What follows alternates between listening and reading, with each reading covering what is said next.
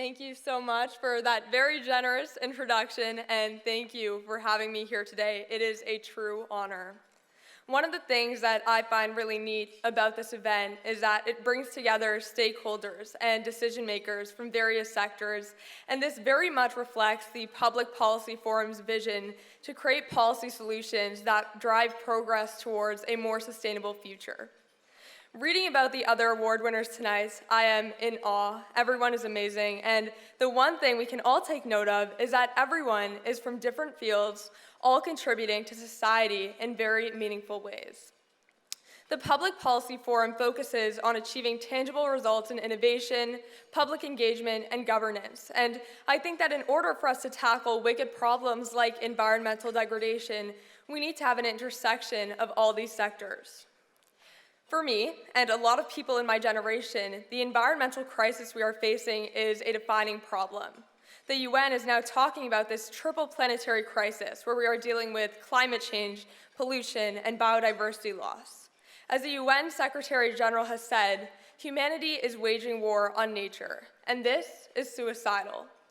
We need to find a way to make peace with nature, and we need to do this now. So I want to talk to you a little bit about the research that I've been doing, which also helped me realize why these intersections that the Public Policy Forum is fostering are so important. So my research began in grade 9 when I would drive to school or the mall or wherever I was noticing a lot more solar panels being put up. But when I looked into the statistics, I saw solar energy only made up 3% of our electricity generation. This made me think about where solar panels were being placed, which was roofs, and I started to develop an idea for a flexible solar panel where I've been utilizing nanomaterials like perovskites and silver nanowires.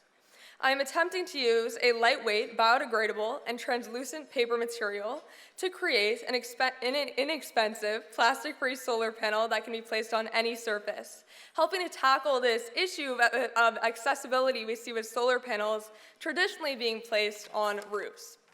My other project is a bioplastic from duckweed, a bit of a strange-sounding species, and this is a second-generation aquatic feedstock, meaning humans don't consume it, and it grows in water as opposed to most bioplastics today, which come from crops that cut into human consumption and that take up acres of land to grow. So not really that sustainable if you think about it.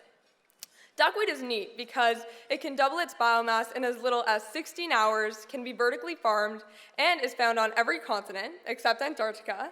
And those properties actually make the species quite irritating to most people because it grows all over their lakes.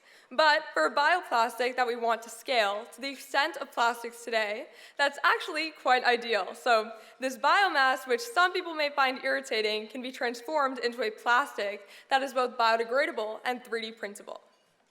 But these innovations can only go so far without effective public policy to support their adoption and implementation.